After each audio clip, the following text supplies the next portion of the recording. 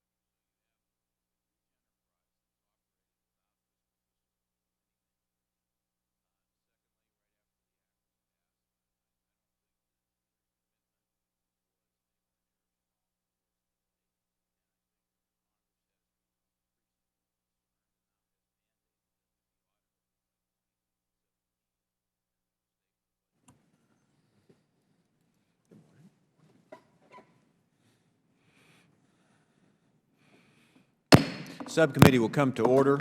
Without objection, all members may have 5 days to submit statements, questions, and extraneous materials for the record, subject to the length of the limitation rules of the subcommittee. I will proceed with the opening statement, then we'll have the ranking member and the other committee members make comments as well. There are a lot of things we don't know about the Benghazi attack that killed Americans, including our Ambassador, Chris Stevens. During her testimony before Congress earlier this year, Secretary Clinton responded to questioning over the cause of the attack of Benghazi by saying, quote, "What difference at this point does it make?" It does make a difference. It makes a difference to the victims' families who want justice, and it also makes a difference to the United States. Understanding why the attack happened does matter. We must respond to any type of violent attack that occurs against Americans, no matter where it is, when it's a terrorist attack. The morning after the Benghazi attack, I said it on the House floor that this was a terrorist attack. Everyone, including the administration, now knows and recognizes that this was a terrorist attack. I do look forward to hearing from the witnesses today about what the security environment in Libya was like, what it was like before the attack, what terrorist groups in Libya were there at the time. Was there any indication that a terrorist attack was probable against Americans? What was the response of other governments with embassies in Libya to the threat of the terrorist group? And what is the American response? And has it been any different since the days of the attack? The security environment in Libya after the attack is also important to understand. An FBI team was on the ground in Libya investigating, but supposedly it wasn't even safe for them to spend much time in Benghazi to determine what happened. I don't know how they plan to capture those responsible if they can't go to the area where the perpetrators act. At this late date, with all the intelligence that the United States has at its disposal, do we know the persons that committed these murders? If we do know who they are, why aren't they in custody? I've heard from journalists who have traveled to Benghazi that the identities of at least some of the attackers are known, as is their whereabouts. One of them openly drank coffee every morning in the same cafe after the attack. So why has no one been brought to justice, not even at this date? The idea that 4 Americans can die on sovereign U.S. soil and almost a year later no one has been held accountable is contrary to what we stand for in this nation. The United States is the most powerful nation in the world. Are we afraid to arrest those who take out or who commit terrorist acts against the United States? There must be consequences for killing Americans. If there isn't consequences, that just encourages terrorists to act even more. Terrorists will grow more daring in their attacks and put more Americans in danger if no consequences from the United States occur. They should know, all terrorists should know, that they cannot kill Americans and get away with it. As a former judge, I believe that at the courthouse there should be justice, and justice should continue, and the long arm of American justice should reach to areas where Americans are murdered by terrorists. We know what happened in Libya did not stay in Libya. In May, this subcommittee held a joint hearing on the growing crisis in the African region. Arms which the administration apparently allowed to be smuggled to extremist hands during the Libyan revolution found their way into terrorist hands throughout the region in North Africa. It wasn't long before Mali was overrun with terrorists and the French had to come in and prevent the whole country from collapsing. It soon spread to Algeria when on January the 16th, 2013, an al-Qaeda-linked Islamic militant group called Those Who Sign in Blood took nearly 800 people hostage at the gas plant in Algeria. After a tense 4-day hostage standoff, Algerian special forces raided the facility in an effort to free the hostages, and more than 80 people, including 3 Americans, were killed. These Americans were killed for who they were, because they were Americans. There are many unanswered questions that remain. Why did the United States not take direct action to protect American interests and American citizens? 3 Americans died. I've been told that American forces were within a few miles of the facility, ready to assist in the rescue, but were told to stand down. Is this true? And if so, why? Why did we allow the safety of our citizens to depend on the acts of another country? And why haven't we responded or held anyone accountable for these murders that took place in January? Today we have with us the brother of one of those victims. Mike Lovelady is here with his family, including his wife Wanda and Victor's wife Maureen and their family as well. I want to thank the Lovelady family for being here today, and we are all sorry for the loss of a loved one, and let you know that Victor and the other victims from the Algeria attack will not be forgotten, and it is our hope that we find out who committed these murders and hold them accountable. But I do want to thank the Lovelady family for coming in from Texas to be here today. The mastermind behind the deadly attack was allegedly an Algerian militant named Mokhtar Belmokhtar. He claimed the attack was in retaliation for Algeria's support of the French military offensive against Islamist insurgents in neighboring Mali. So from Libya to Mali to Algeria, it's obvious that terrorism is running loose in North Africa. We need to learn from our lessons about these terrorist attacks. We should not push these attacks behind closed doors and pretend just to move on down the road. The families of the 4 American victims in Benghazi have not moved on. The Loveladies have not moved on. The FBI investigation has not moved on at all. And the United States Congress should not move on until we have answers about what happened in Benghazi and what happened in Algeria, not until we have justice. I will now turn over to the ranking member, Mr. Sherman, for his opening statements.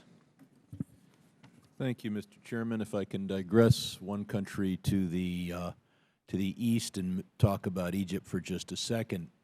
If we had a functioning democracy and government here in the United States, the administration would be conferring with Congress as to what would be the best policy and how quickly we could modify our statutes in order to have those statutes call for the best policy, particularly with regard to our aid under these circumstances. Instead, we've got White House lawyers trying to figure out how to say what happened in Egypt isn't a coup. And the entire country will accept that because the entire country has reached the conclusion that Congress is so dysfunctional that the idea of conferring with Congress and having Congress change a statute seems silly when a statute can simply be ignored or twisted out of all shape. As we work for democracy in the Middle East, I look forward to focusing on our institutions here. That's why, with regard to Libya, I was so concerned about the enforcement of the War Powers Act, which, in an effort to bring democracy to Libya, was not actually adhered to, which is always a good idea with regard to statutes.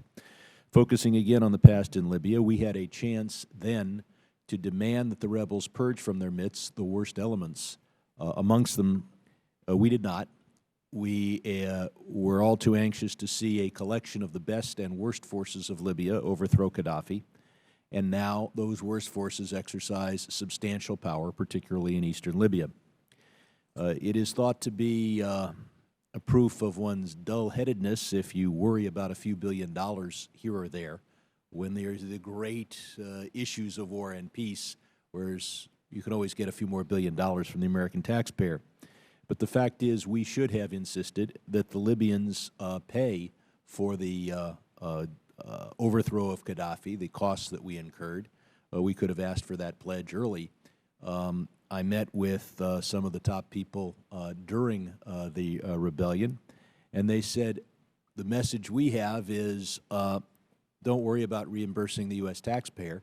Just make sure you give good deals to U.S. oil companies.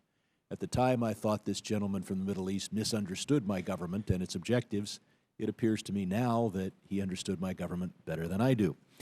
I look forward to a government that focuses on billions of dollars for American taxpayers.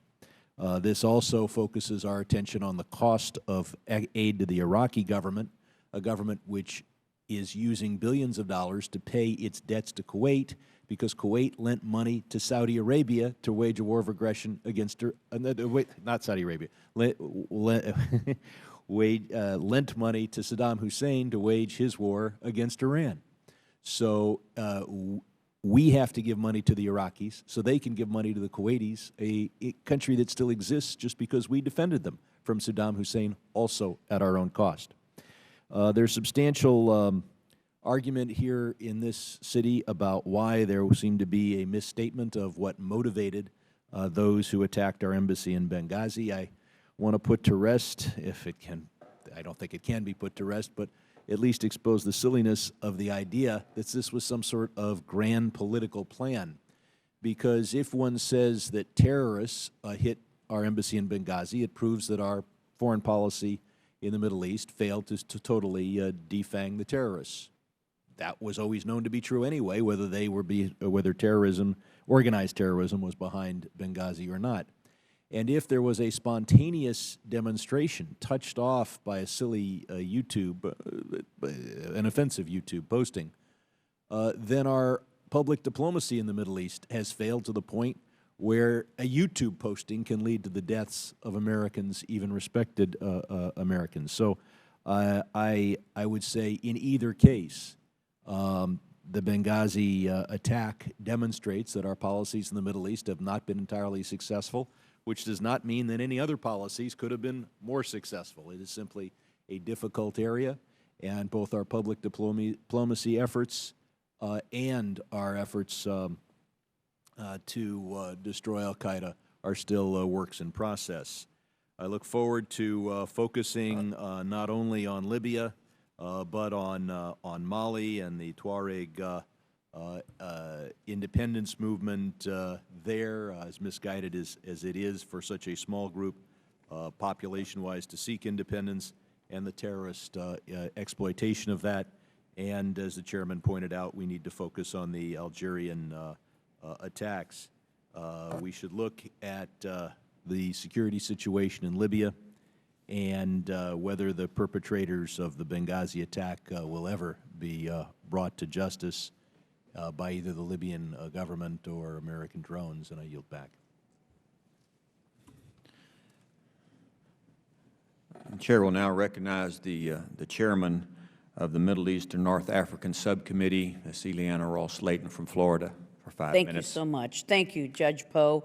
I'm pleased that both of our subcommittees are convening this important hearing, and I would also like to express my deepest condolences to Michael Lovelady for the loss of his brother, Victor Lovelady, who was killed during the horrendous attack by al-Qaeda-linked terrorists in Algeria earlier this year. Our thoughts and prayers are with you and with your family, as they are with Victor's wife, Maureen, and their 2 children, Aaron and Grant.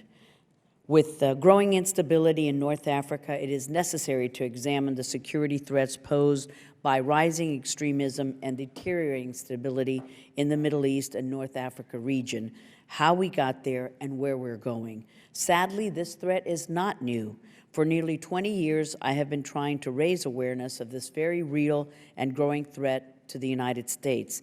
In April 1995, I was at the time chairman of the Africa Subcommittee, and I convened a hearing entitled "The Threat of Islamic Extremism in Africa," and stated that Islamic extremism was on the rise and that militant groups posed a growing threat to regional stability, to the fragile democracy in the region, and to U.S. national security interests.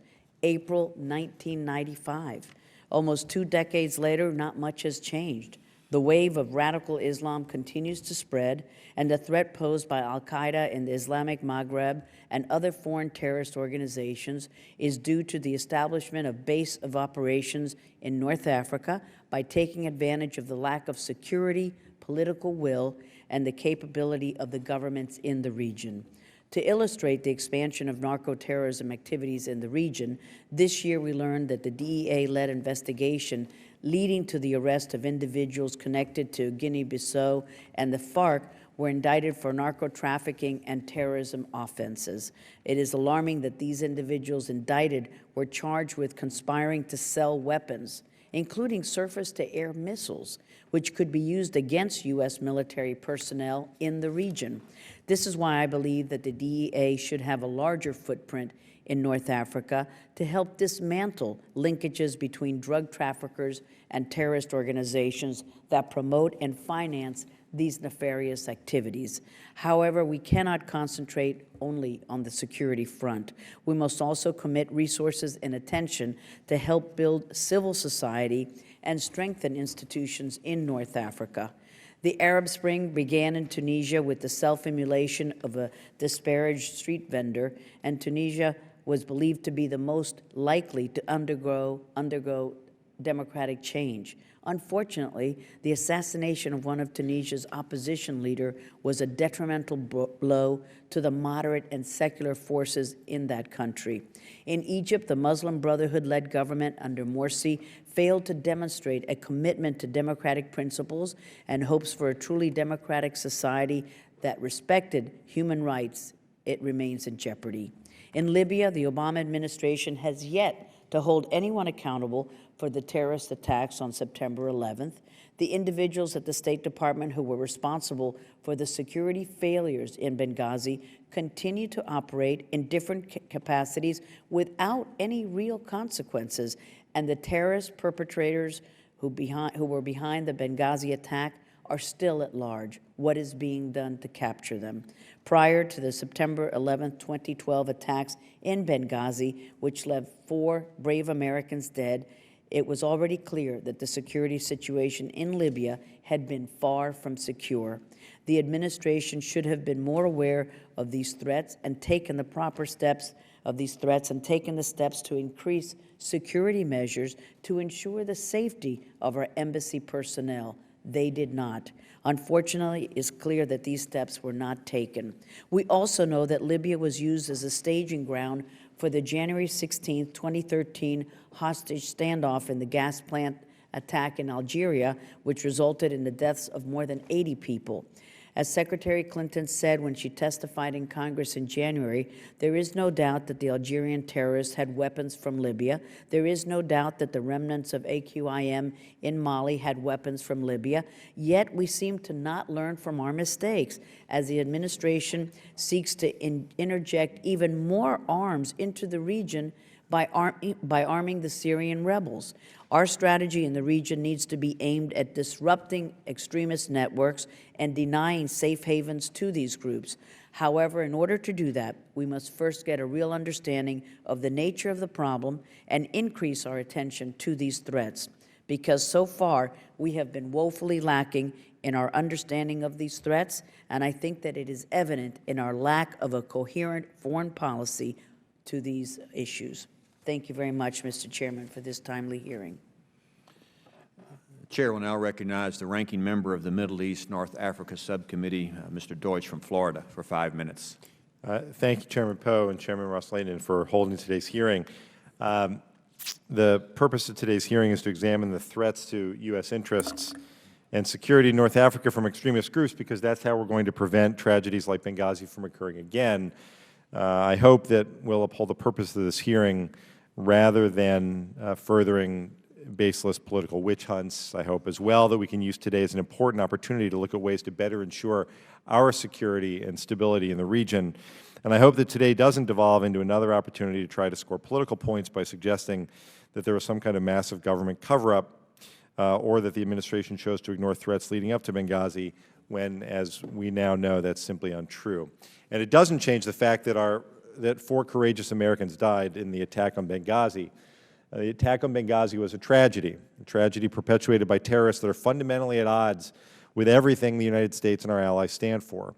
So instead of continuing to lay false blame, I am hopeful that today we will be able to use this hearing to ensure that we're doing everything we can to protect our interests from extremist threats. The spread of extremism in North Africa is of increasing concern as groups like al-Qaeda in the Islamic Maghreb take advantage of political and economic instability and the free flow of weapons and cash. In post-revolutionary Libya, the democratically elected Libyan National Congress remains under constant threat of armed terrorist groups. For the young men in Libya who fought for freedom from Gaddafi's rule, watching a paralyzed government achieve very little really doesn't equate to tangible change in their daily lives. Gaddafi's vast weapons cache is making its way across the region, trickling down to terrorists in Mali and into the hands of extremist fighters in Syria. I'm increasingly concerned that in Egypt's current tenuous political situation, extremists may look for a window of opportunity to broaden support and turn to violence there. AQIM has become quite adept at making a fortune off of kidnappings across North Africa. While AQIM had long been viewed as possessing little threat to the U.S. homeland, it's been emboldened by its increasing numbers and power in the lawless vacuum of post-rebellion states. We have far too many strategic interests in the region, as we saw with the brazen attack on U.S. and other workers in an Algerian gas field earlier this year that left 23 dead. My sincerest condolences to you and your family, Mr. Lovelady, on the loss of your brother. Thank you for being with us today to share his story and your family's story. So how do we combat the growing presence of these extremist elements? We've got to continue to strengthen the state institutions of our allies in North Africa. The Libyan and Tunisian governments are struggling to rebuild. Libya remains without a legitimate and functioning police force to stem the rogue militias operating throughout the country. Libya's oil production is starting to rebound, but there is serious concern over the management of this oil revenue. Tunisia, an economy long dependent on tourism, is slowly beginning to attract foreign investment. A strong economy, increasing education, and job opportunities for youth makes the allure of fighting for AQIM less desirable. But the French intervention in Mali has sparked increasing violence toward Western targets. An al-Qaeda-affiliated group launched a suicide attack on a French uranium mine in Niger in May. And we've got to refocus efforts on border control. Libya's poorly patrolled southern border is a gateway for Islamic extremists into Mali, Niger, and Chad. And without a strong national army or security force, Libya is reliant on various militias to patrol the border. Weapons flow freely from Sudan into Egypt and into the hands of Hamas and al-Qaeda affiliates in the Arabian Peninsula. I'm heartened by the announcement in May that Libya, Sudan, and Egypt agreed to work together to develop the border triangle and to establish free trade zones that would help improve the economic lives of those living in that area. A lack of basic infrastructure has stunted economic development in many areas of the Sahara. U.S. investment in roads and electrical grids will help shore up these underdeveloped areas.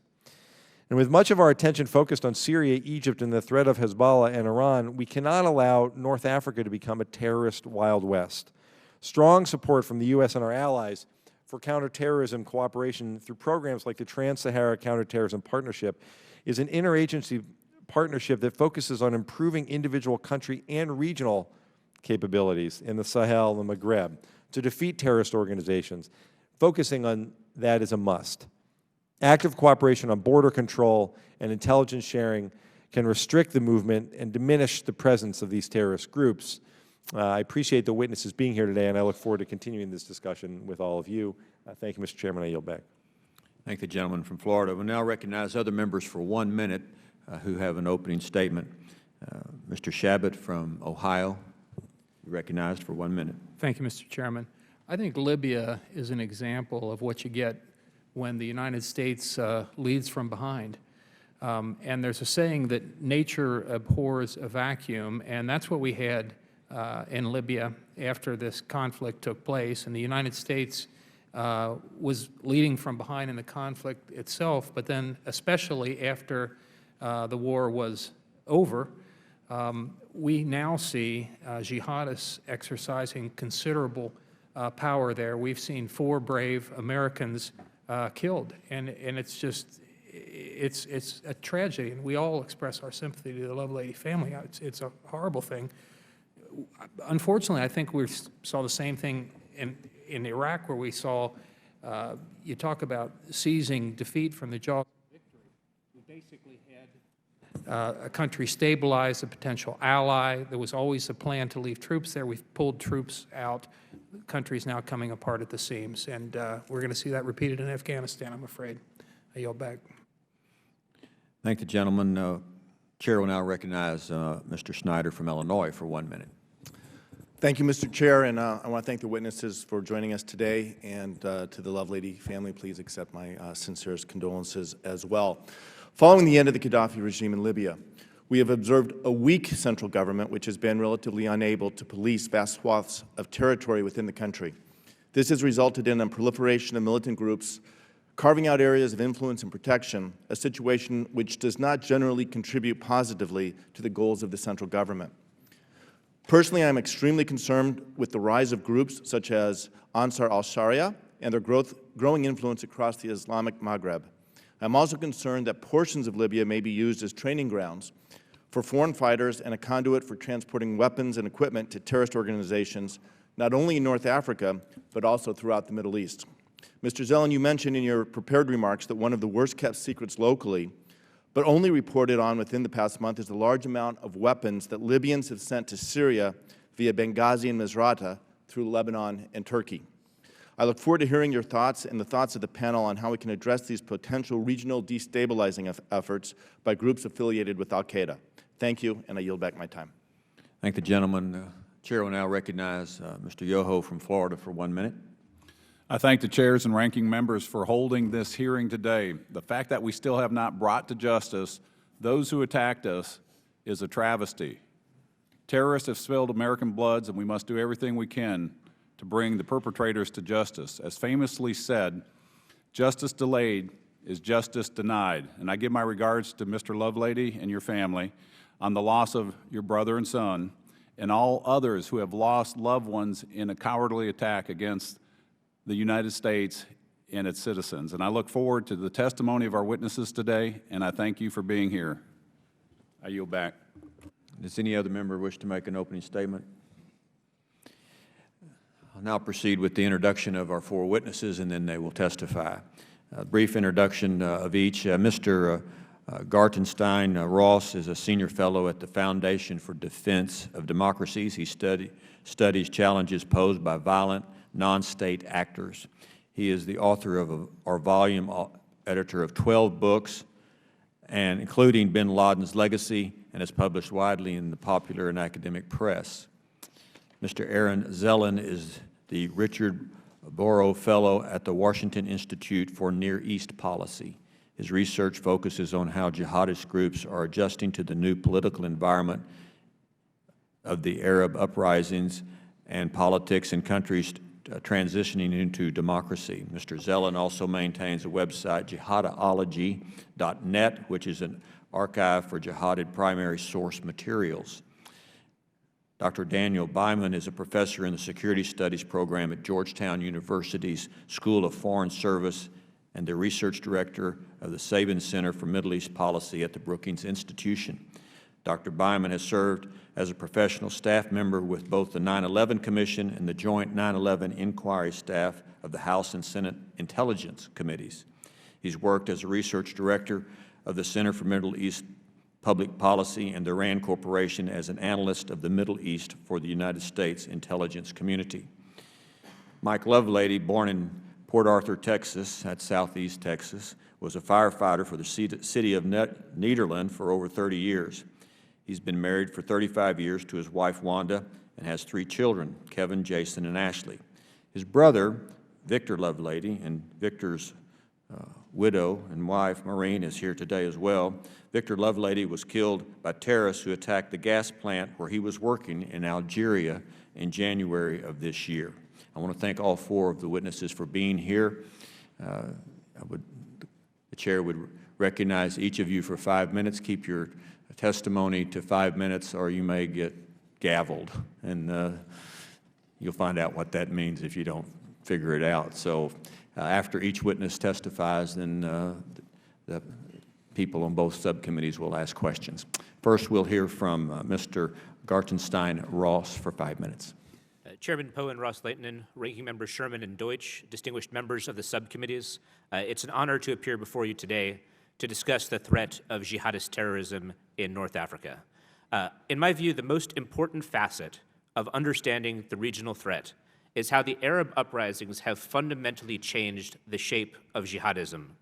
Al-Qaeda and other like-minded militants possess a defined regional strategy that began to take shape even as Hosni Mubarak's regime was drawing its very last breaths. The rough consensus that jihadist strategists reached about developments produced some simple principles for action on their part. These strategists agreed that the political upheaval helped their movement in several ways. One of the most significant was that they foresaw unprecedented opportunities to undertake dawah, or missionary work, to propagate their particularized version of the Islamic faith. The new and democratically elected regimes would be less likely to suppress jihadist groups' dawah efforts so long as they didn't explicitly engage in violence against the state. And indeed, in this new environment, groups like Ansar al-Sharia Tunisia have been quite effective at expanding both their numbers and influence. That being said, the jihadist movement, as we all know, has never been satisfied with constraining itself to nonviolent advocacy. Some of their post-uprisings militant activity in countries like Tunisia and Egypt has taken the form of vigilante violence aimed at such perceived foes of the movement as artists, civil society activists, educators, and also religious minorities. But another aspect of their work has involved jihad, which these groups understand as warfare against other competitors for power.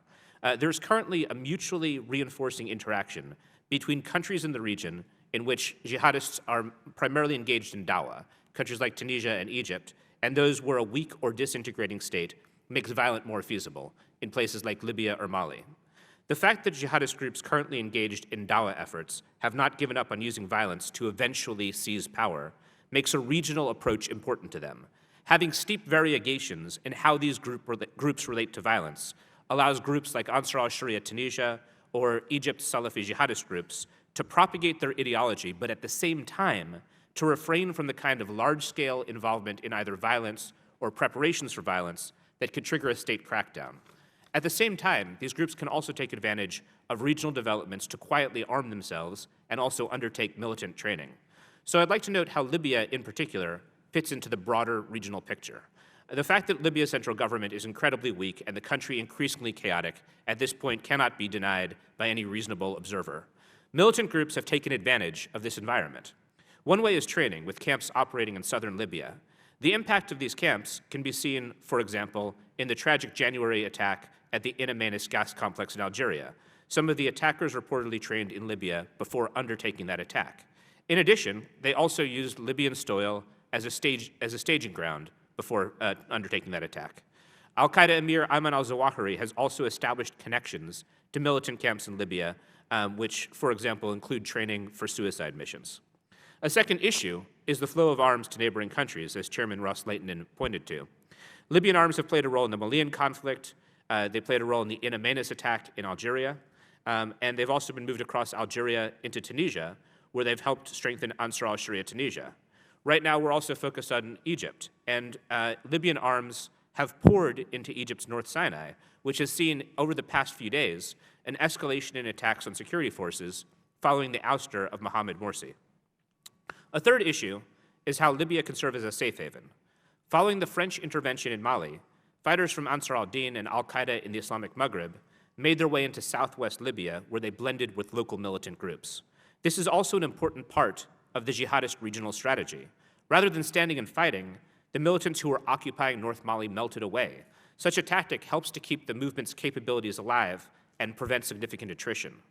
Overall, the relationship between countries where dawah is the predominant strategy and countries where violence is dominant is vital to understanding the threat on a regional scale. The region should be understood as a whole, and countries where violence is more feasible can also make violence more likely in places where dawah is predominant. A very dangerous game is currently being played in Egypt, and if that situation escalates, look for Libya to be an increasingly important part of that dynamic. The jihadist regional strategy overall is coherent. The U.S. doesn't have to be at the forefront of a response.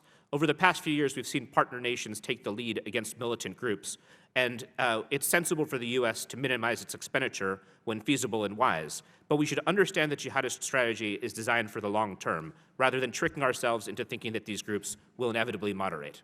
Thank you. Thank the gentleman. 5 minutes from Mr. Zelen. Thank you, sir. Thank you, Mr. Chairman and Mrs. Chairman and members of the two subcommittees for giving me the opportunity to testify today on the threat emanating from Libya. I'll be summarizing my written testimony. Currently, one can identify 3 interrelated but unique threats within Libya. One that is local with Ansar al-Sharia in Libya, one that is regional with Libyans going to fight in Syria, and the third is transnational related to al-Qaeda in the Islamic Maghreb. I'll be focusing on the first 2 since my colleague David just spoke about AQIM. Before discussing this, it's important to note that Libya has all types of violence, and most is actually not related to jihadi organizations or those sympathetic to them. A large portion of it is militia-based, a legacy of the revolution against the Gaddafi regime, and related to local economic or political grievances. This should be kept in mind when contextualizing jihadi violence within the broader picture of Libya. So Ansar al-Sharia in Libya, it's an organization that was established in February 2012, and it's steadily grown over time over the last year and a half. We've been able to see this based off of the 2 annual conferences they held. At the first one in June 2012, there were less than 1,000 individuals that were present, but the one that occurred 2 weeks ago, there were more than 2,000 individuals. So what explains this? Dawah, as David mentioned, missionary work, has been at the forefront of their activities within Benghazi, cleaning streets, holding lectures, opening up medical clinics.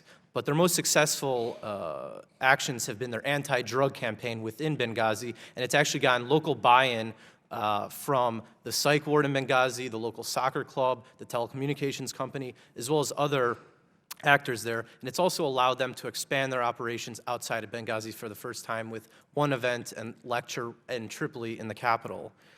This also highlights the false narrative that was heard in the media following the attack last year that they were essentially kicked out of the city. This is not true. They were just kicked out of the base that they're in, but the members of the organization stayed within Benghazi, and within a few days after the attack, you actually heard doctors and nurses at the hospital that they had been guarding that they wanted them back there to help out. In addition, we also see growth in terms of their connections with some tribesmen in the southern city of Ubari, as well as the fact that they opened up a second branch of the organization just 1 week ago in the city of Sirte. On a regional level, we see Libyans going over in droves to Syria right now to fight against the Assad regime, and Libyan nationals are actually the largest number of foreign nationals fighting in Syria against the regime, as well as the largest number of foreign nationals who have died. And the worry is what happens when they go home? Is it going to be a repeat of what we saw in the 1980s in the anti-Soviet jihad in Afghanistan, when you saw Libyans going home and then going to fight against the government there? The difference now, though, is unlike in the 1990s, the central government is very weak. We could see this with the different militia groups being able to blackmail the central government in terms of legislation, in terms of individuals in different ministries. Additionally, even though there have been attempts to integrate militias into the police force and military, because of the way Gaddafi ruled, we saw a lot. There are potential issues because of regionalism and localism there. So let's say you have somebody from Zintan trying to do a police work in Darna. There might be potential issues there because of this sort of localized xenophobia in some respects. So what can the United States and its allies do? I think one of the things is we can't just be holed up in embassies and staying in the capital. We need to have individuals go out to the cities, get in touch with the local businessmen, the local civil society actors, as well as even the local militiamen to better understand the mosaic in these local communities.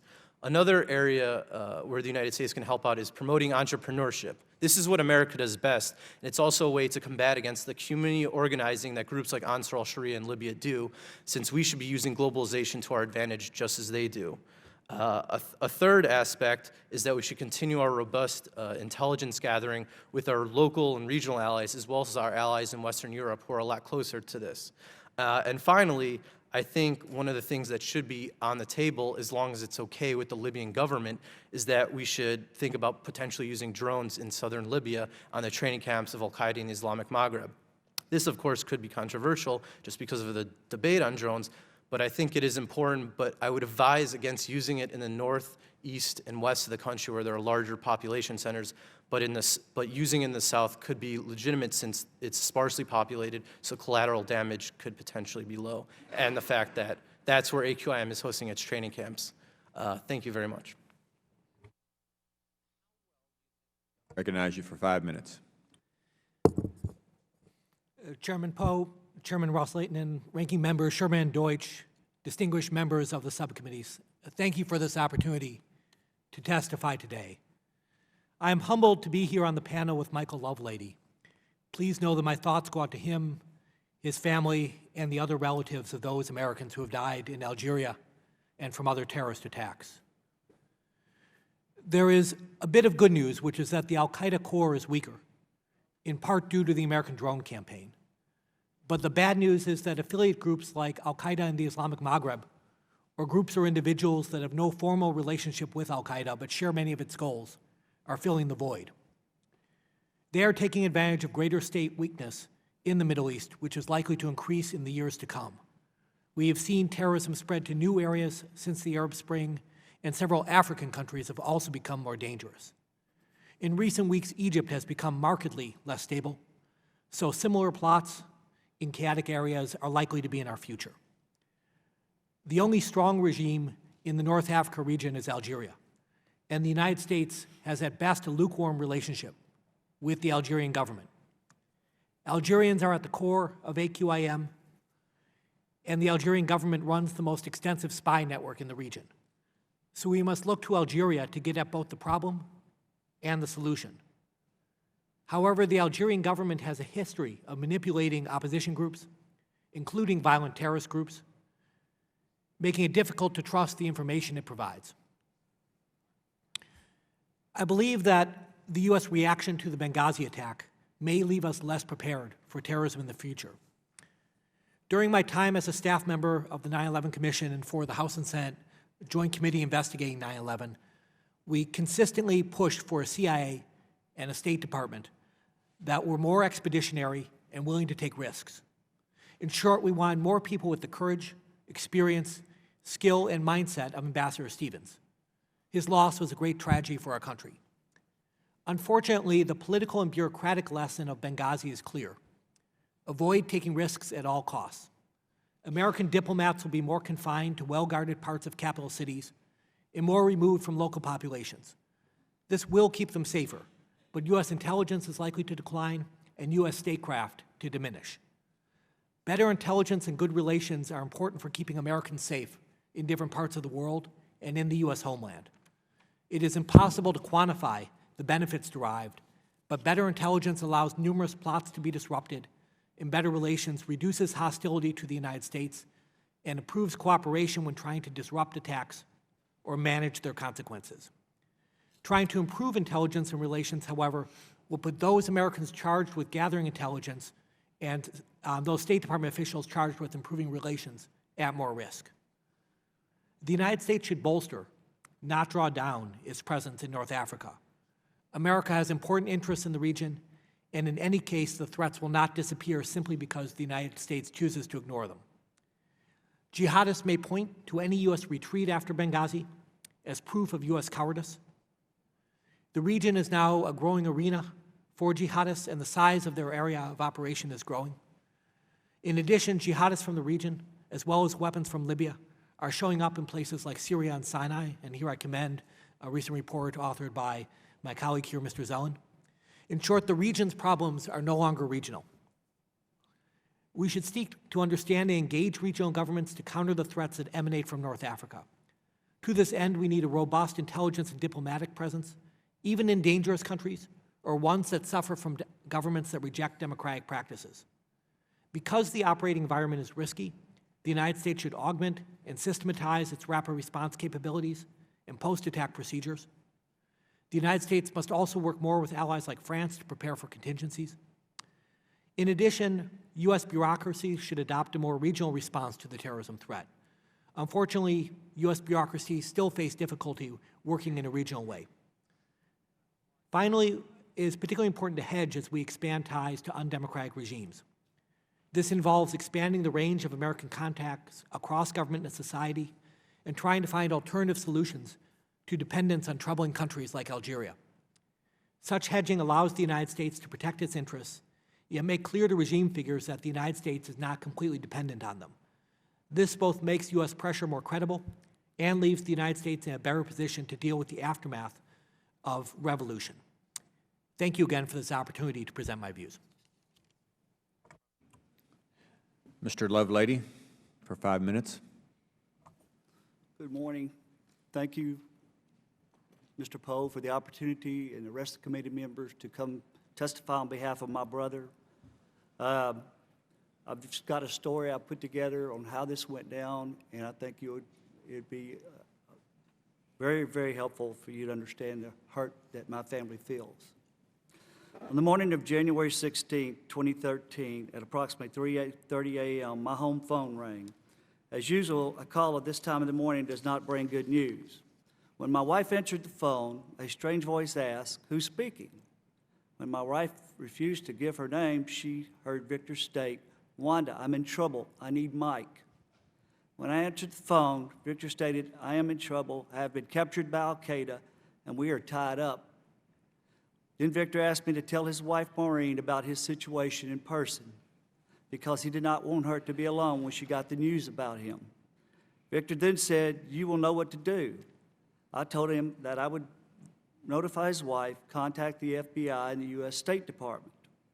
I attempted to ask questions about his situation, but he stated that the captors were next to him and he could not answer any questions. Then we told each other bye. That was the last I've ever heard from my brother. Victor was only 57 years old and my only sibling. Victor and I grew up in Nederland, Texas, with wonderful parents that raised us with traditional and solid values that would help us throughout our lives. We were the type of family that did everything together, such as going to the beach or the lake.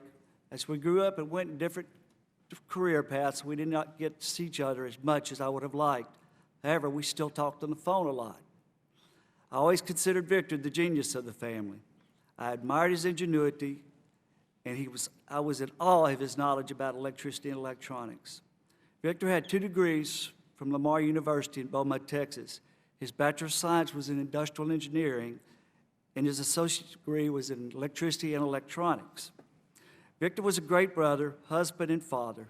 Victor married to his wife Maureen for 33 years. He had 2 children he loved so much, Aaron, 28, and Grant, 21 years old. At this time, I'd like to introduce Victor's wife, Maureen.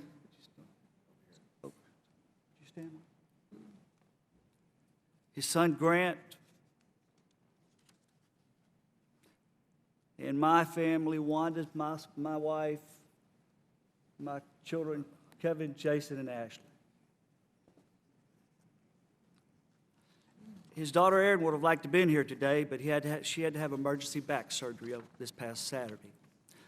Victor had a heart of gold and would do anything for anyone, especially the elderly. He was a kind and gentle man. Victor was an industrial engineer by trade and designed system buildings to control industry operations. He was also a master electrician, could almost do anything. Most of Victor's life was spent in Nederland, only recently moving to Houston after his children graduated from Nederland High School. When work in our area slowed down, Victor traveled back and forth to Houston, a 170-mile round trip for about 3 years so his children could graduate from Nederland High School. His son Grant was a star football player, and his daughter Erin was assistant softball coach at Nederland High School. Victor never had a pension plan and always had to pay his family's insurance with no input from the company he worked for. He never had more than 2 weeks off in a year. However, he longed to be able to retire and spend more time with his wife and children while he was still a relatively young man. When the opportunity came up for Victor to go to work overseas, Victor weighed the pros and the cons. He was told they could only work overseas until he was 60 years old. He knew that if he could do this job for 3 years, he would be able to make enough money to retire and be with his family. He was assured that it was a safe place to work. He told his family and me that he would be safe. He said the plant was in the middle of the desert and no one would go there. After speaking with my brother, I called the State Department's Washington number to see if they could provide me with more information about his situation. After explaining to them that I just received a call from Victor, they said they would look into the matter and call me back. The State Department called me back later that morning to confirm that there was an attack on the plant. I continued to see regular calls from both the State Department and the FBI after that. They kept us well informed of Victor's situation on a daily basis and were very respectful. In addition to that, we were visited by agents from New York, Beaumont, and the New York City offices. On January the 19th, the FBI came to a family member's house where we had gathered and told us that Victor had died on January 17th. On January 21st at 3 a.m., the State Department and FBI called again, asking if there was any identifying marks that could be used to identify Victor. I told them that Victor had a tattoo of a lightning bolt on his upper left arm. Half hour later, they called me back and confirmed that they had positively identified his body. About 2 months later, in March, we got more details of Victor's death. The FBI Special Agent Jessica Ulmer informed us that Victor was killed as the hostages were being moved from one side of the compound to the other, and the Algerian forces had launched a raid. I don't know if the Algerian forces took out the cars or the terrorists blew up the vehicles, but Victor's cause of death was listed as blast injuries. Agent Ulmer has kept in contact with me over the last few months regarding Victor's personal effects that we hope to recover. Jessica is a compassionate agent that works hard to complete a task such as this investigation and truly understands the feeling of our family regarding our loss. I personally want to thank Congressman Ted Poe and his staff for their care and diligence on having Victor's personal effects returned from Algeria. Congressman Poe never forgot our family and continues to seek justice for the people that lost their lives on that fateful day. Congressman Poe is a true patriot, and he makes me proud to be from Texas. I also want to thank Congressman Randy Weber for making sure our every need was met throughout this entire ordeal. Finally, on behalf of the Lovelady, Battaccio, and Rowan families, I want to thank Congressman Poe, Congressman Weber, and all the House Committee on Foreign Affairs members for continuing to fight terrorism and keeping Americans safe and at home. Thank you for your time. Thank you, Mr. Lovelady, and once again, on behalf of both the committees that are here, we want to extend our sympathy to you, Maureen, and the families of Victor. I'll now recognize myself for 5 minutes for questions, and then we will proceed through each committee member. I want to start with the basics regarding both Benghazi and the attack in Algeria. Did we know before the attack in Benghazi? Did we know before the attack in Algeria that it was going to occur? After the attacks are over with, do we know who committed the attack in Benghazi and Algeria? If we do know, where are those people that committed those attacks? So those are 3 questions, and I'll throw that out to all of the committee members. Mr. Bynum, you want to start first? Thank you, Mr. Chairman. I should stress that my knowledge of this comes from unclassified sources, and I'm sure much of value is in the classified realm. My understanding, certainly of the Benghazi attack, was that it was widely known that it was a very dangerous threat environment before the attack. In terms of the specifics of the plot, to my knowledge, that was not anticipated by the U.S. government from almost everything I've seen, including the reported actions of Ambassador Stevens. In Algeria, I believe it slightly differently. Algeria, including the energy sector, had historically been a relatively safe area. Now, we need several caveats when we say that, because Algeria itself has had huge terrorism problems, especially in the 1990s. Another thing to remark on is Algeria's role, albeit limited, in supporting the French effort in Mali. Excuse me, Dr. Bynum, can you cut to the chase? Did we know about the attack in Algeria before it occurred? I'm talking about the United States. And the second question is, do we know who committed it? And if so, have those people been apprehended? That's the 3 questions regarding both places, since the time is limited. I would say in Algeria, sir, that we knew there was a dangerous threat environment, but again, did not anticipate the attack. Afterwards, we know some of the individuals involved, to my knowledge, but I don't believe we know all of them. There is still some uncertainty, and to my knowledge, they have not been apprehended. Mr. Zellin, you want to weigh in on those 3 questions? Sure.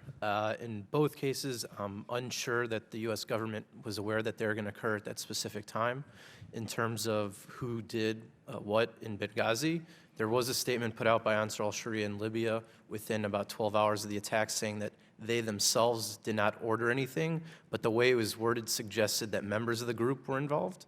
So it could have been some type of freelancing. And then in terms of the In Amenas attack, Mukhtar Belmukhtar's group claimed responsibility for it, and it's believed that some of the members in his group with him were a part of it. And currently, it's believed that Mukhtar Belmukhtar is either in northern Niger or in southern Libya, but unsure. And then the members of Ansar al-Sharia are still in Benghazi. So has anybody in either attack been apprehended, to your knowledge? I'm not aware of that. And in the case of Mukhtar Belmukhtar, we've seen that he's conducted other operations in northern Niger a couple of months ago, or maybe a month ago. Mr. Garstein. So as to preserve your time, Mr. Chairman, I don't have anything to add to my colleagues. I agree with them.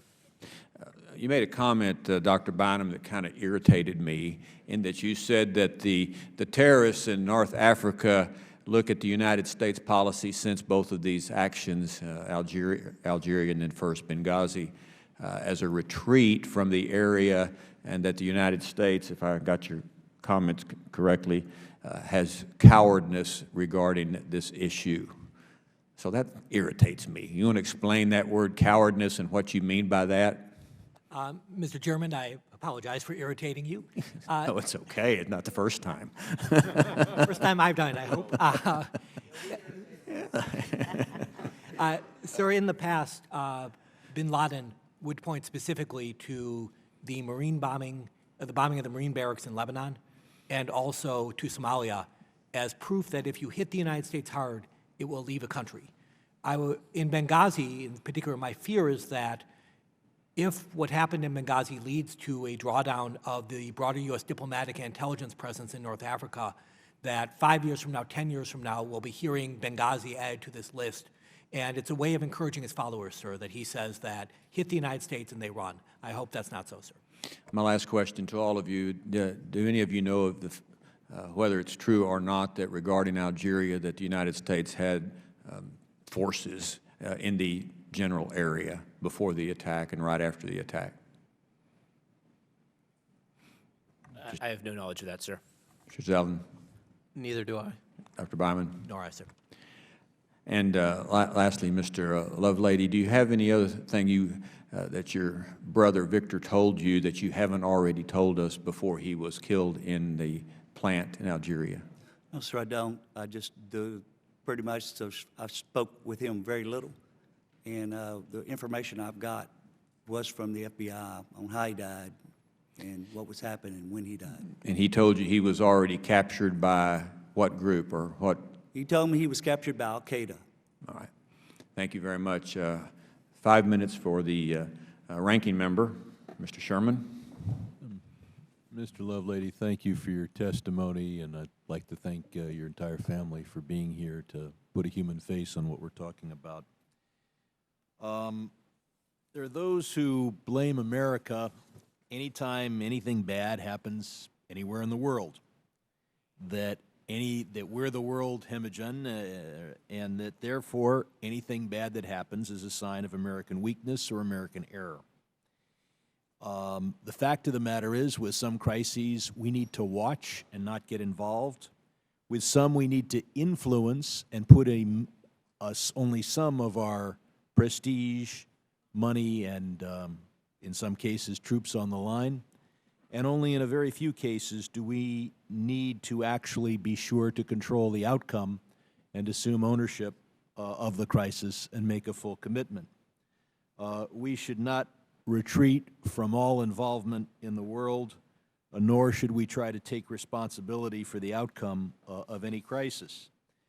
The phrase lead from behind has been disparaged, and as a turn of phrase it deserves to be disparaged, but as a concept, that is to say, be involved but not necessarily take the leadership role, it has to play a role in American foreign policy. In Niger, we helped France, but France took the lead. Would we have had it any other way? Is there anyone in this room that wants American troops in Niger? And in Libya, it was a combination of the United States, NATO, and the rebels on the ground that overthrew Gaddafi. We did not put our troops on the ground or try to control the outcome. We got an outcome that was far from perfect. Would we have preferred to see American troops dominate Libya? There is also the Pottery Barn rule put forward by Colin Powell that says if we do get involved, we have to take ownership and we're responsible for rebuilding. I'll point out that history proves that wrong. In World War I, we played a critical role in breaking the German, Austro-Hungarian, and Ottoman empires. No one in America dreamed that we had the responsibility to rebuild or that we owned that which had been broken. And while some of our more imperialist friends who were with us in World War I took advantage of opportunities, no one asserted that they had the obligation to rebuild every society that was destroyed. We have a right to defend ourselves without assuming the obligation to make sure that every country that harbors terrorists ends up as prosperous and as democratic as our World War II adversaries. And we have to be humble enough to realize that sometimes we will influence but not control. Now I'd like to turn our attention to Morocco, which is one area we haven't focused on yet. I'm concerned that the AQIM, Al-Qaeda in the Islamic Maghreb, has reportedly established ties with the Polisario militants in Algeria. Algeria provides material support and land for the Polisario, and some of the members seem to have been involved in the terrorist operations in northern Mali. I don't know which of our experts to ask, but what are the links between AQIM and the Polisario? What are we doing to disrupt those links? And what should we be doing to help allies like Morocco deal with AQMD-aided organizations? Based off of what I know in the open source reporting, it appears that there's a lot of rumors related to potential connections, but there's no hard evidence as of now, at least based off the open source reporting. And in terms of any connections at all, I would assume that our allies in Morocco would help out in arresting individuals, as the Moroccans have in other cases where there have been different terrorist cells within Morocco that we've seen over the past 10 years. Well, the Polisario is being sheltered by Algeria. What do we do? What should we do there? I don't really focus on Algeria that much in terms of my research, so I don't know the nature of what the United States' relations there, but I assume that the United States can speak with Algeria, but we also have to understand in this context that there is a rivalry between Morocco and Algeria, and we can't necessarily, influence it that much. I'm going to try to sneak in one more question. Is Libya, we turned over tens of billions of dollars of Gaddafi's reserves to the Libyan government. Is that money being used to establish security on the ground? Is it being hoarded, or is it being stolen? Anybody have a one-word answer? I would say primarily hoarded and stolen, but a portion of it is being used to try to develop some governance, but not enough, sir. I yield back. Thank the gentleman. Chair recognizes the chairman of the Middle East North Africa Subcommittee, Ms. Ros-Lehtinen from Florida. Thank you, Judge 5 Poe. minutes. The threat of radical Islam, as we all know, is not a new phenomenon. We know that the problem is not just localized in one country, spread across an entire region. Radical Islamic militants are opportunists. They seek out areas of weak governance to establish base of operation, and from there they go out and wage war against anyone who doesn't comport to their interpretation of Islam. And since the Arab Spring, we've seen this opportunistic wave of Islamic militants move across the region from Libya to Tunisia to Algeria to Mali and beyond. And now we're seeing thousands of radical Islamist and al-Qaeda-linked terrorists flocking to Syria to join the fight there.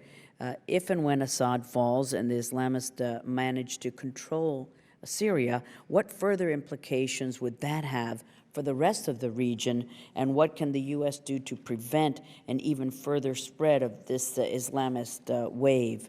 And when looking at the administration's policy when it comes to this region, it's difficult to define any clear or decisive agenda. In order to tackle this problem, it's imperative that we support our African partners' efforts to disrupt the operations of terrorist networks, deny safe havens to extremist groups, prevent an escalation of emerging threats through greater mutual cooperation and constant vigilance. So, Dr. Byman, I'd like to ask you, in your testimony you state that North Africa and the Sahel tend to be separate bureaucratically, even though many of their problems are linked. How effective can programs like the Trans-Sahara Counterterrorism Partnership be in bolstering our partners in the region and fighting these threats if funded and run properly? And what governments, whether it's local or national, can the United States work with in this region? Where have we seen any host nation buy in on these issues? And Mr. Zelen, yesterday, the British Defense Ministry announced that it would train up to 2,000 Libyan troops, which is part of a broader package of defense and security assistance developed with the U.S., with France, and Italy. In your testimony, you state that the U.S. should work with regional and Western European allies. Will this help stabilize the deteriorating situation in Libya? Should the U.S. do more to help the Libyan government? Dr. Byman. The regional versus state-focused issue is a very difficult one for any bureaucracy. Almost any approach you take is going to have problems one way or another. But when you do something cross-regional, having state-focused bureaucracies makes it far more difficult. You're going to have, each ambassador is going to have his or her own little fiefdom that is operating in a different way. You're going to have analysts not talk to one another. You're going to have programs that are implemented in different ways. And unfortunately, at times, the bad guys are more regional than we are. And I think that the steps that the UK is taking with training Libyan troops is a great idea. I think it should be done in addition to whatever else the United States is doing and our allies in Western Europe. But as I mentioned, I think we have to be careful also about the regionalism that we do see in Libya and the potential strife that could happen if you have individuals from different parts of the country trying to secure other parts. So that's something to think about as well. Thank you. Mr. Karstein-Ross? I'll speak to the initial point that you made about Syria. I think that at the end of the day, jihadists will not control Syria, but they'll control enough territory and have enough influence that it's going to create a lot of problems within the region. I would specifically look at the interplay between Syria and the developing situation in both Egypt and also Iraq. In terms of what we can do, I think that there's three things that we can do right now. One is I do support engagement with Syrian factions in order to both map the factions and also to gain influence with whomever ends up being the eventual winner. But I think it's extremely important, and you already pointed to the dangers of arming Syrian factions. There's been some talk of sending them anti-tank weapons or anti-aircraft weaponry. I think especially given that groups like Jabhat al-Nusra, which are linked to al-Qaeda, have not been shunned by other Syrian factions, and also that we can't control the flow of this weaponry, we absolutely should not undertake it in that it will be used against the United States or else our allies. Thank you very much. Thank you, Mr. Poe, and our deepest condolences to the entire Lovelady family. Thank you. Chair recognizes the gentleman from Florida, the ranking member of the Middle East African Subcommittee, Mr. Deutsch. Thank you, Mr. Chairman. I have some questions, but for the panel. But first, Mr. Lovelady, there are a lot of discussions that take place here that are, suffice to say, dry, sometimes uninteresting to people who happen to pay attention to what we do. There are not enough opportunities for the members of this committee, and I would suggest not enough opportunities, I think, unfortunately, too often for the American people to be reminded of why what we do here really matters so much. And your being here today with your wife, Wanda, and your kids, and Maureen, you being here with Grant, really does remind us of that. When Victor,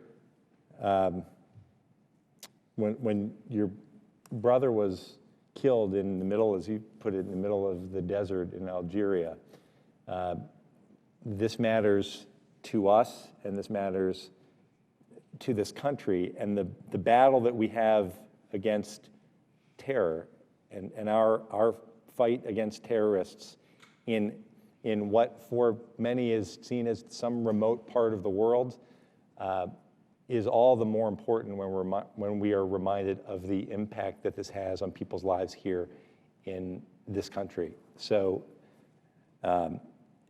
we do offer our condolences, but I also want to offer our profound thanks. It's not, I am quite certain, it's not something that you ever thought that you would do, to come to testify at the United States House of Representatives. It means a lot to us. I appreciate your being here, and to your family, and Maureen and Grant, thank you very much for being here. I hope that, I know that we've taken something significant from your presence here, and if you would pass our condolences to Erin, I hope her surgery went well also. Now, Dr. Byman, if you could speak to your assessment of al-Qaeda in the Maghreb, and specifically chain of command issues, cooperation, how structured is it? Or are we just talking about hundreds of offshoot extremist groups that are loosely affiliated with these principles? It is an organization that is less structured than the other al-Qaeda affiliates. There are a few main branchings, but a lot of divisions within, and then divisions within the divisions. And And you focused on Algeria in your testimony, Dr. Byman. How do we encourage Morocco and Algeria, as North Africa's two most stable countries, to not only work together on greater intelligence, but how do we encourage them to take the lead on these issues? The good news is Morocco is already a very close American partner on counterterrorism issues. Algeria is extremely tricky. There's a history of suspicion, and it's really an intelligence-led regime in a very nasty way. This requires to me a much greater awareness on the U.S. part of the different players in Algeria, U.S. efforts to cultivate different parts of the regime, especially as a transition is possible there, regular pressure, and also high-level pressure. But all that said, much of that will only get us so far, and we may have to live with what's going to be a very uneasy relationship. And Mr. Zellin, should the United States be providing greater training on counterterrorism border control? The French had offered to send 100 military trainers to help the Libyans. Should the U.S. be more involved in that as well? Yeah, I think so. I think the U.S., France, the U.K., and some of our other allies who have been dealing with some of these issues over the past decade or so have a lot of experience in how to deal with some of these problems in different countries.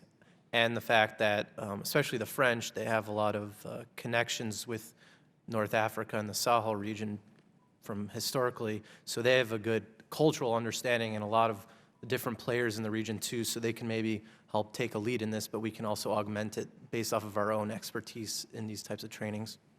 I appreciate it. And Mr. Chairman, before you'll back up, Michael, I think I inadvertently confused you and Victor's names. I just let me clarify that we're moved by your presence here, and to you and the family. Thank you very much, and I yield back. I thank the gentleman from Florida. The Chair will recognize the gentleman from Texas, Mr. Weber, for 5 minutes.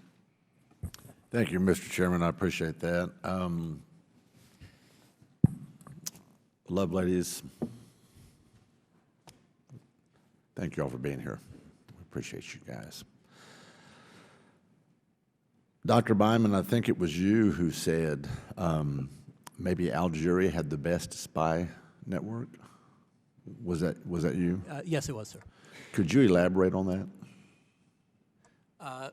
The Algerian state has been an intelligence and military state for several decades now.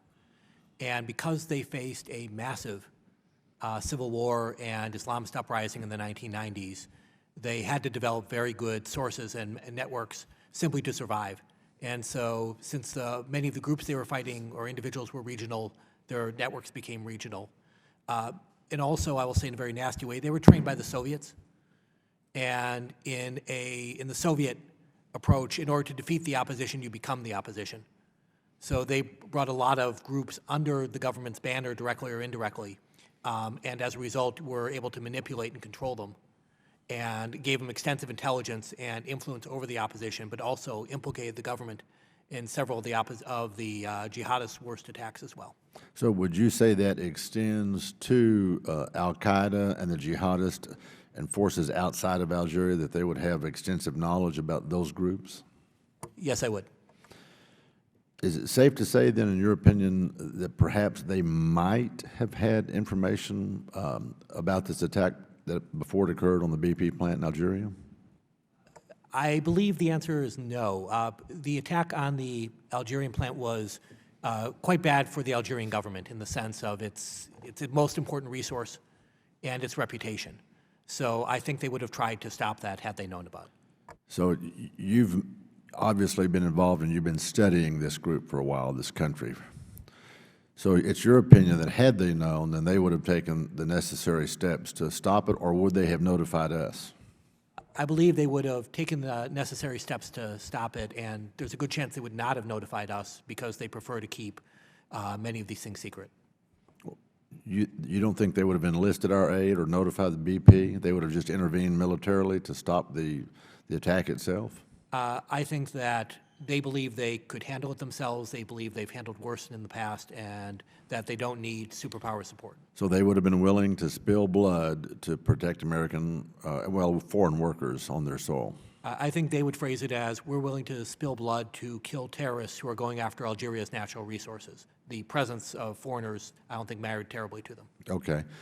Don't turn your mic off. I'm not done with you. I think you also named the gentleman who may have been instrumental in this, Ayman al-Zawahiri? The al-Qaeda leader, yes, sir. Okay. And we know where he is. We've seen him at different places, put it that way. Sir, Ayman al-Zawahiri is the al-Qaeda leader in Pakistan who Okay. I don't think we know where he is. Okay. Is it your professional opinion, since you study this stuff and keep up with it, maybe we ought to assign one drone to him? I think right now, sir, there are many drones with his name on it. I just don't think we Okay. can find him. Were you the one in earlier testimony that mentioned the use of drones, or was that? That was me, sir. Okay. Do you think so you're saying that you don't believe that the Algerian government saw this coming? So in essence, does that serve to vindicate our own State Department in not only Algeria but in Benghazi, that maybe they couldn't have seen it coming? Or do you think the State Department should have seen the attack in Benghazi coming? I would say that they should have known it was a much higher risk environment than what they prepared for. I think anticipating any specific attack is going to be exceptionally difficult, but I think that the risk environment was treated as lower than they should have treated it. Would you compare that to other areas that we have embassies in, for example, Syria or any of the other Middle Eastern states? Where would you have put Benghazi on that list? I would say, well, near the top in terms of danger, sir.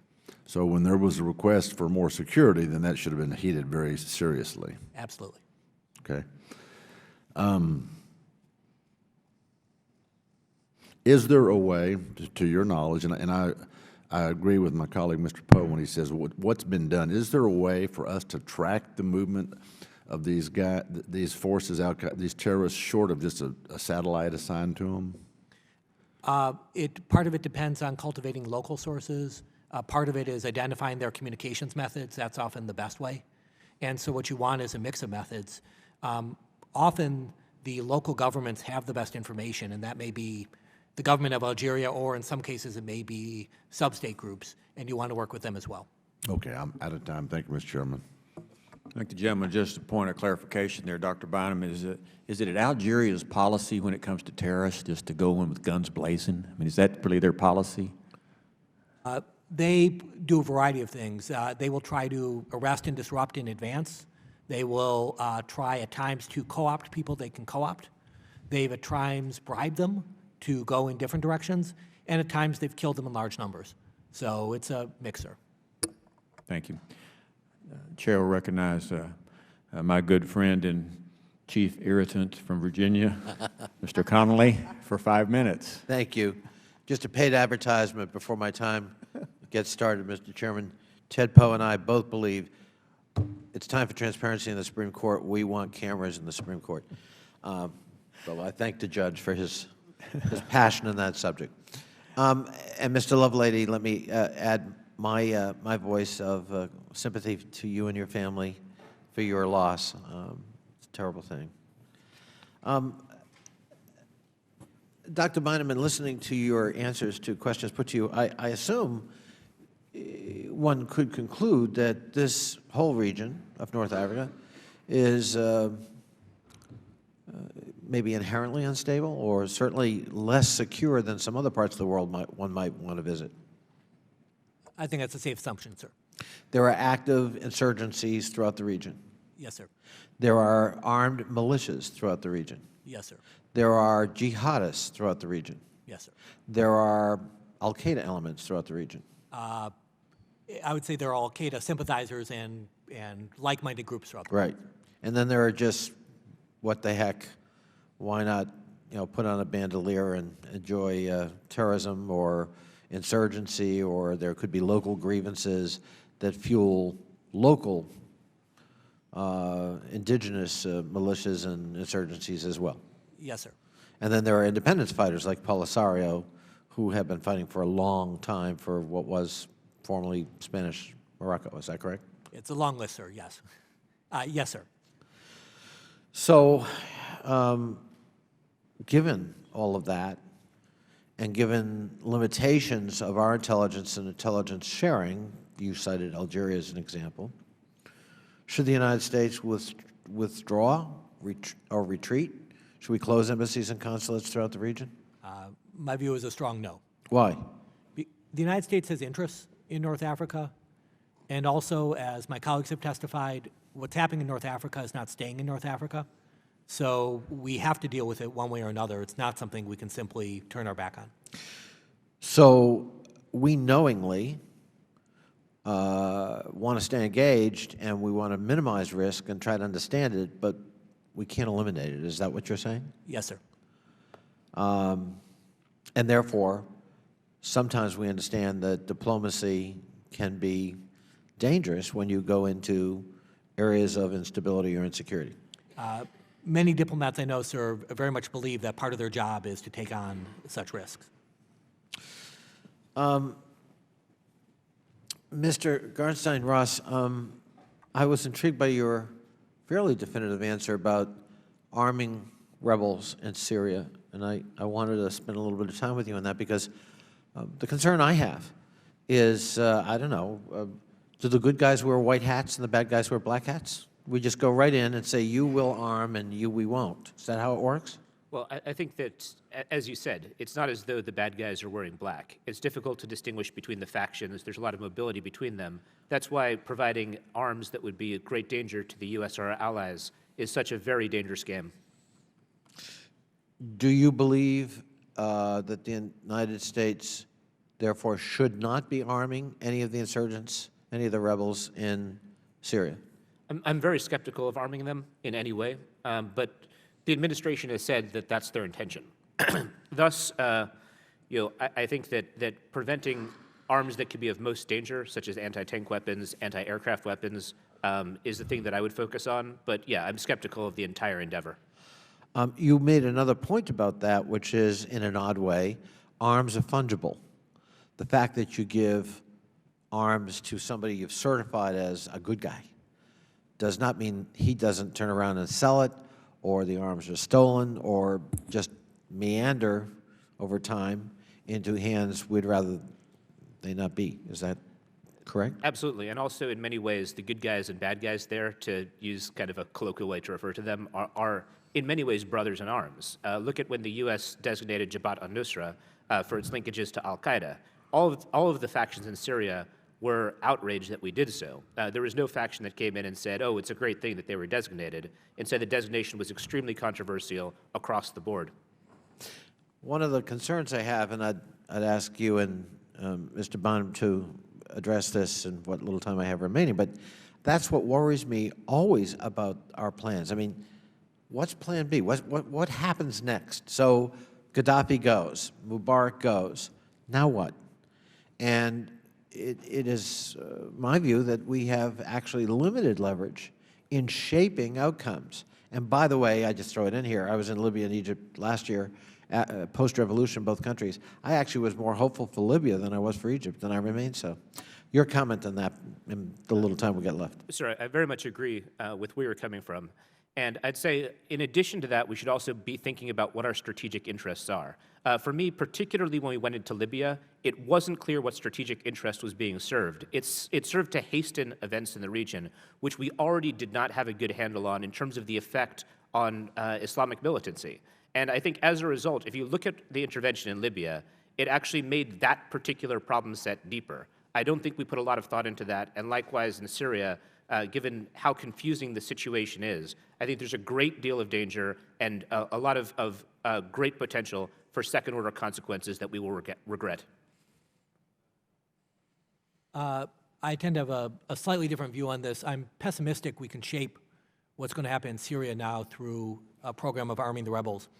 But I do believe that a long-term program that does involve arms, but especially training, will at least give us some local capacity should Assad fall or should Syria fall apart. And that's not much, sir. I don't want to say that's something we can take to the bank, but it's better than nothing.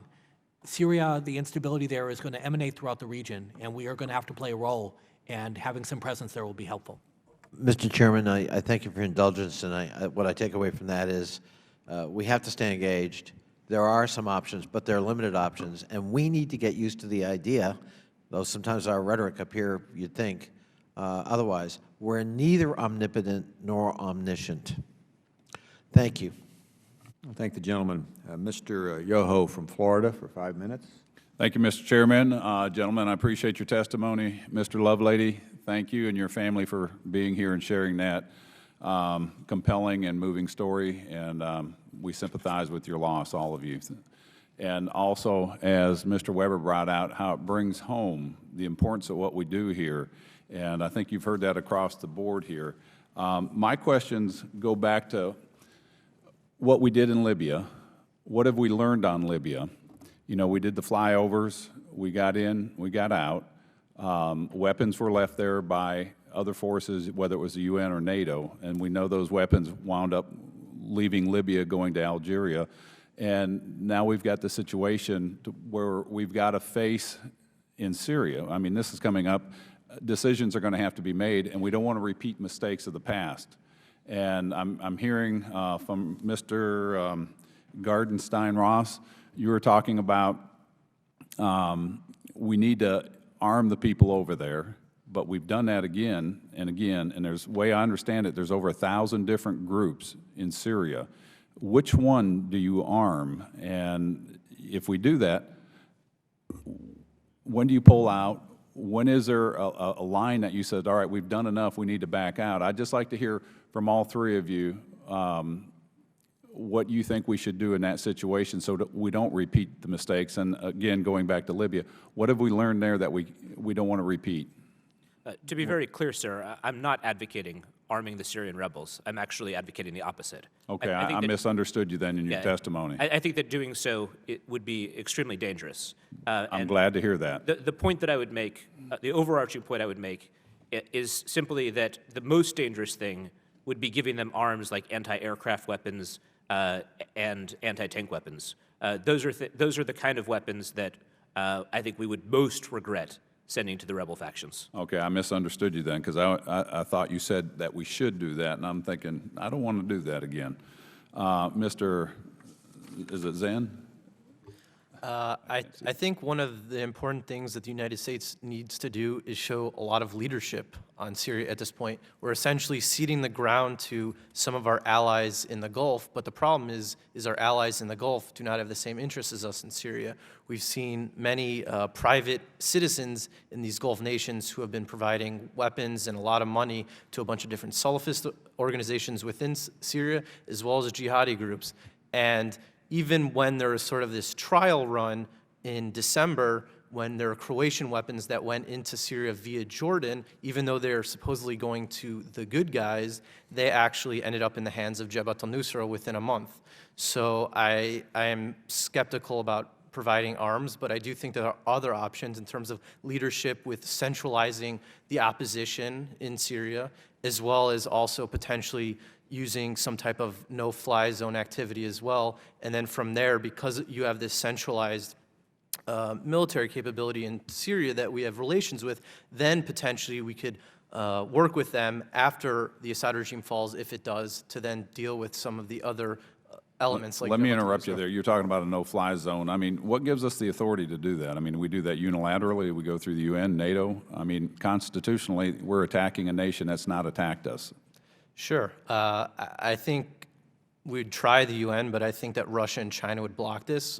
One other area could be through the Arab League, since this is sort of their jurisdiction, and if they want that, we could help How out. much effort has the Arab League come out in support of this, or how much involvement do they have to help calm that strife over there? Well, we've seen Arab states calling for help the past 2 years, even though they themselves probably don't want to themselves be involved in the no-fly. They can potentially help fund it, since they do have the money, in a similar way that happened in the Kuwait War.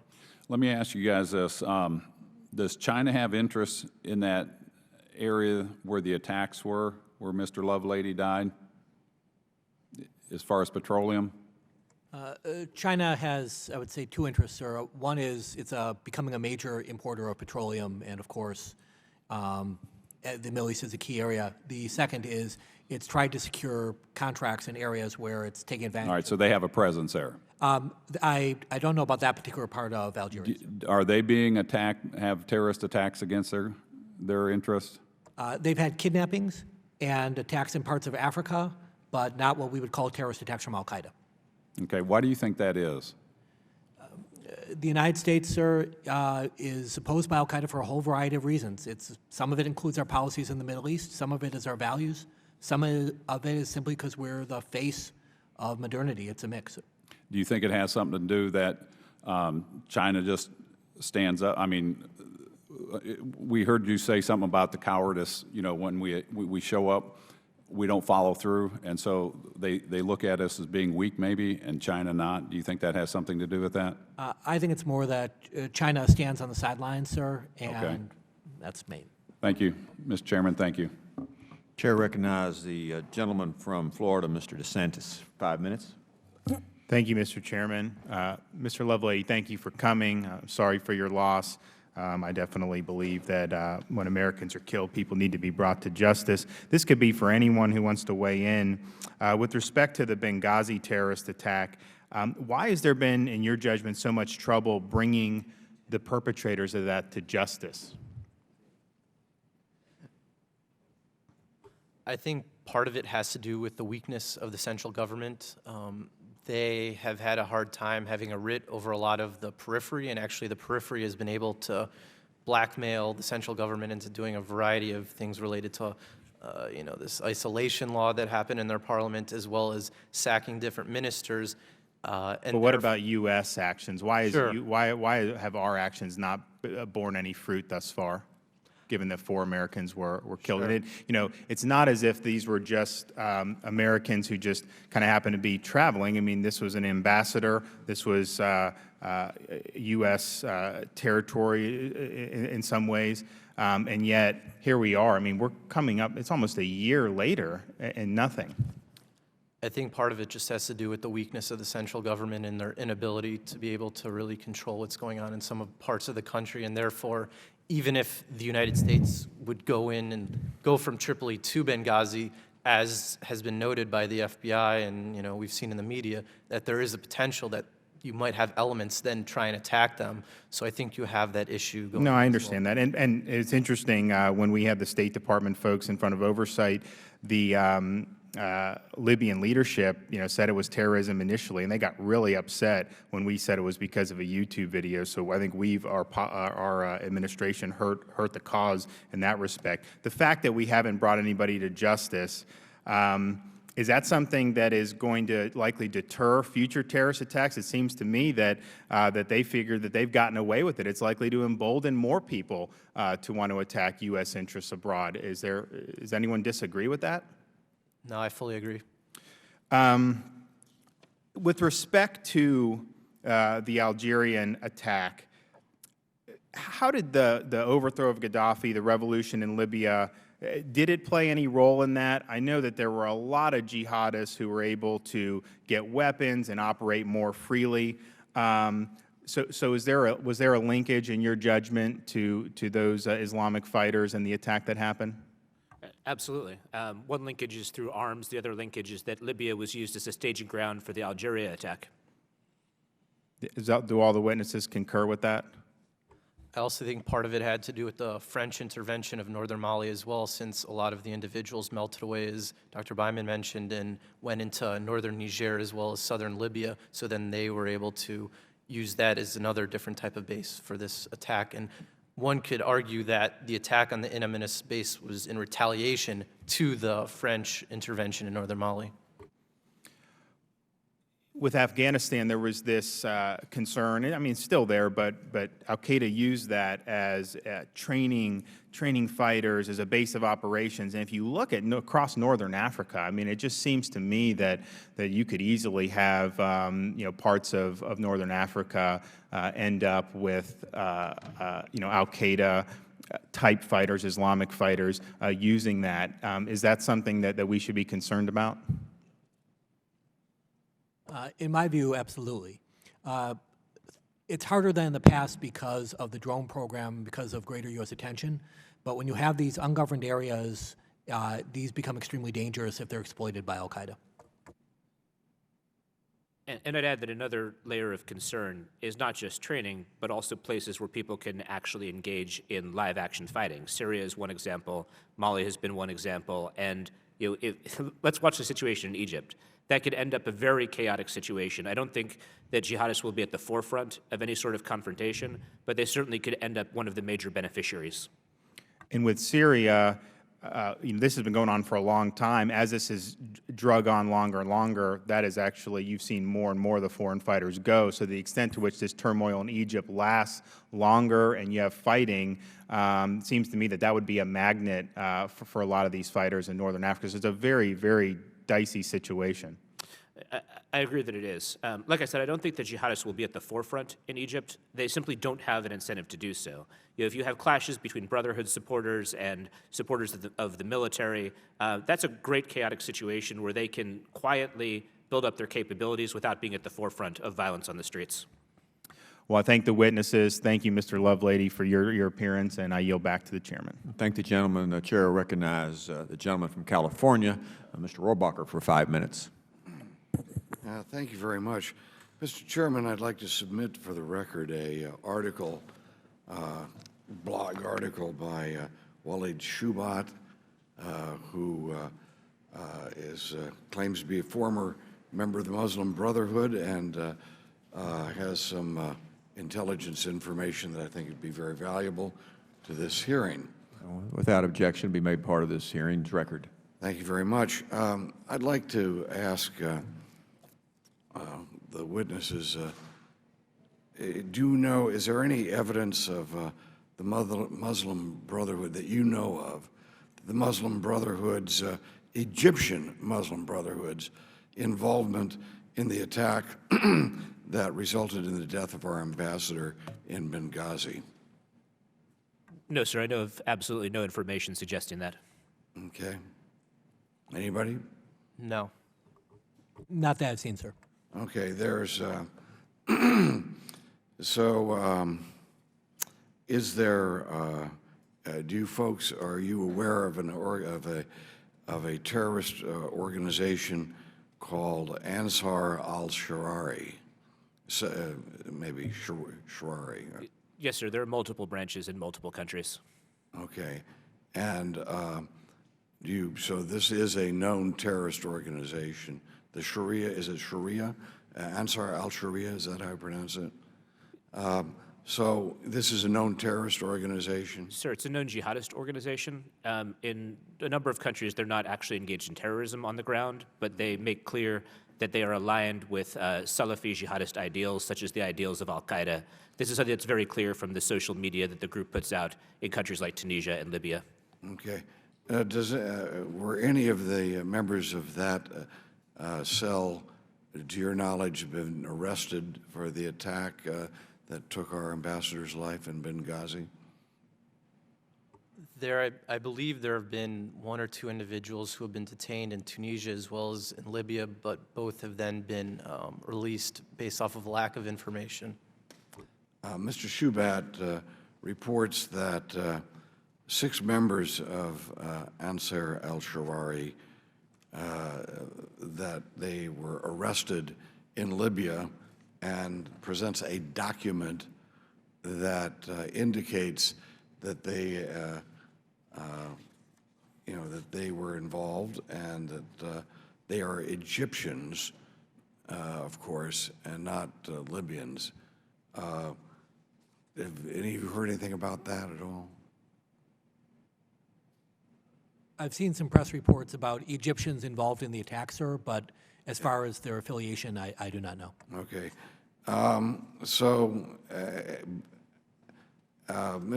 Shubat, who claims to have been a member of the Muslim Brotherhood, and may well have been a member of the Muslim Brotherhood, I just haven't verified it yet, suggests that this terrorist organization has direct ties to the Muslim Brotherhood in Egypt, is that something you know about? Sir, I wouldn't infer that just from the national origin of individuals involved. We know for a fact that there is a large stream of Egyptian extremists who've gone into Libya. There are camps, for example, one set of camps is known as the Jamal Network, the individual who runs them is himself Egyptian. That also is a camp that has been connected directly to Al-Qaeda. Well, in terms of this, this position is that it was not Al-Qaeda, but this Ansar al-Sharari terrorist cell that was involved in the attack, and that they were Egyptian, and that they're, in fact, part of his report, which I read and looked at the other night, is a news clip that is taken from a camera that one of the terrorist people were involved in the terrorist attack, or at least that's what they say. You could see armed people going back and forth, shooting going on, and some of the terrorists suggesting that they had been sent by Masari, and meaning the president of Egypt. Is the president of Egypt, he has a long, close ties with the Muslim Brotherhood, does he not? Yes, Mohammed Morsi was the president of Egypt before he was dispatched the other week, though I find these claims not that credible. There's no evidence to suggest, based off of anything I've seen, that the Muslim Brotherhood is linked to Ansar al-Sharia in Libya, or that any members of the Muslim Brotherhood were involved, or that Mohammed Morsi told members of the Brotherhood to go to Libya to conduct an attack. So you don't know of any evidence that suggests that? No, sir. Okay, and you have not. I would appreciate if you guys would read this report and give me your personal analysis of it. This is, did President Morsi ever, during recent years, talk about the return of the blind sheikh, is that how you pronounce it? The blind sheikh that we have here in custody in the United States? Yes, sir. That was one of the demands that he made to the U.S. But he was, Masari, President Masari himself, has made statements that this is important to him, and that it's a priority? Yes, sir. That's something that he asked the U.S. to do. It's in Egypt, this is a rather big political issue, which he was clearly tapping into. Or leading. Sometimes it's hard to tell whether a political leader is tapping into something in the population or if someone is creating it. Mr. Chairman, I thank you very much for this hearing, and I think that the information that we were just discussing may well deserve a lot closer attention, and I'd like the opinion of your witnesses today on this report, and if indeed Mr. Shobat has the documentation which he seems to be presenting here, unless this is, by the way, unless part of this, what I've made part of the hearing, is a document that suggests, it's from Libya, about the 6 prisoners who were Egyptian, admitting that they were part of this terrorist unit and that it was connected with the Muslim Brotherhood. Unless that's a forged document, I think we should pay close attention and get to the bottom of this. Thank you very much, Mr. Chairman, for holding this hearing today and perhaps opening up an area or directing our attention to something that could help explain what the hell happened in Benghazi. Thank you, Mr. Chairman. Ask the witnesses to respond in writing to the request by Mr. Rohrabacher from California. And one last question, Mr. Gardenstein-Ross, you alluded to the fact the United States may have a policy regarding the people who committed the Benghazi attack. What is the policy of the U.S. for the future, to take those people out or to capture those people and bring them back? What is the policy, if you know what it is? Sir, I don't know what our policy is with respect to the perpetrators. All right. And the chair, without objection, will enter into the record an article out today in Vanity Fair regarding the timeline on 40 minutes in Benghazi. All members have 5 days to submit statements, questions, and extraneous materials for the record, subject to the length limitation of the rules. I thank all the witnesses for being here, the Lovelady family especially for being here today. This subcommittee hearing is over. Thank you very much.